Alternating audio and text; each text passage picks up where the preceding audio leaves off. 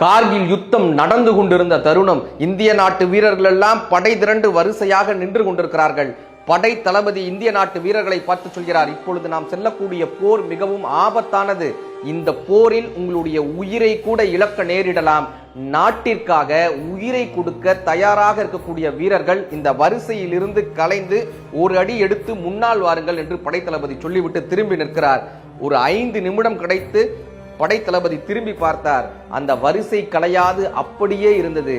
படை தளபதி ஏமாற்றத்துடன் கேட்டார், இந்திய நாட்டிற்காக உயிரை கொடுப்பதற்கு ஒரு வீரன் கூட தயாராக இல்லையா என்று.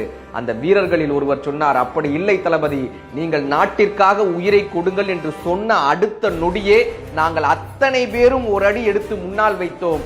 அதனால் இந்த வரிசை கலையாது அப்படியே இருந்ததுன்னு அந்த வீரர்கள் சொன்னாராங்க. நம்ம பாரதம் பொதுவானது, இது வேர்வையால் உருவானது, பல தேகமோ எருவானது, அதனால் இது உருவானது, வானிலா விழா வென்பது, இம்மண்ணிலா பிரிவென்பது எழுவா என்று வைரமுத்தையா எழுதியிருப்பாருங்க.